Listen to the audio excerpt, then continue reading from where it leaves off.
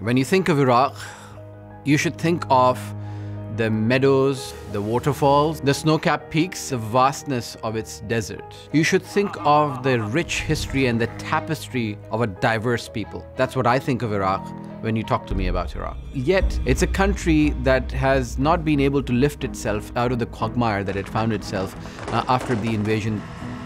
I'm Osama bin Javed, a correspondent for Al Jazeera English, and between us, 20 years on, the war in Iraq continues to have repercussions for its people.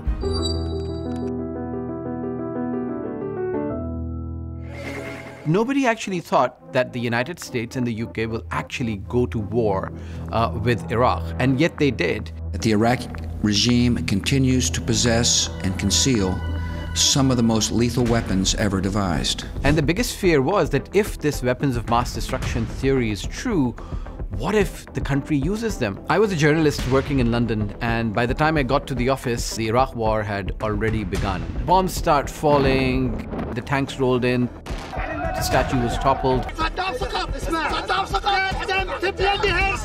We were constantly getting reports of what was happening in Fallujah, what was happening in Ramadi. ايش قام يسوون امريكا؟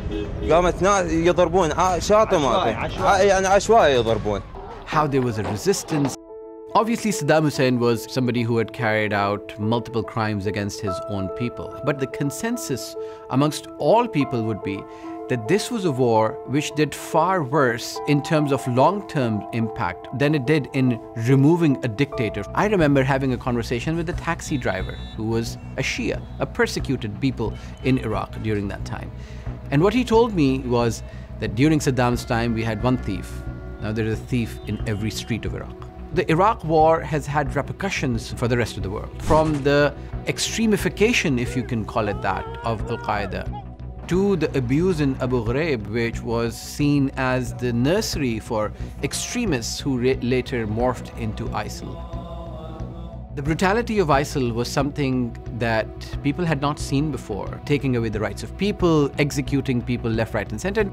I remember the Yazidi genocide, where people were literally running for their lives. They not just killed the men of the Yazidis, but enslaved the women. These women were constantly tortured, raped. There was the battle to liberate Mosul from ISIL.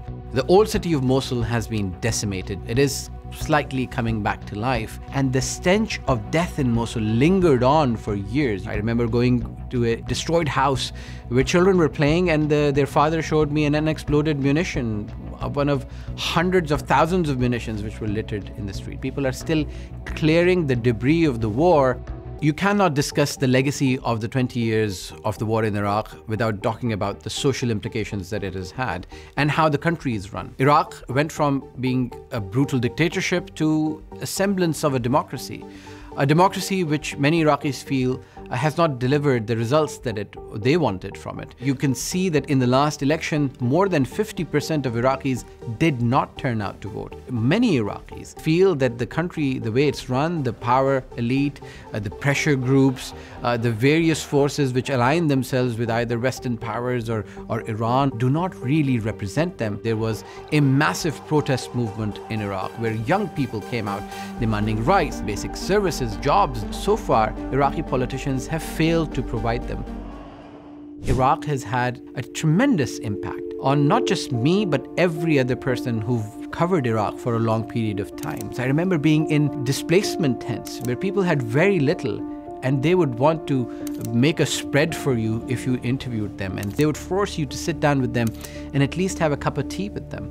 Meeting people from all sections of Iraq who are hospitable and kind. That is the biggest impact that I feel it has had on me. That is the legacy of Iraq that I will always remember.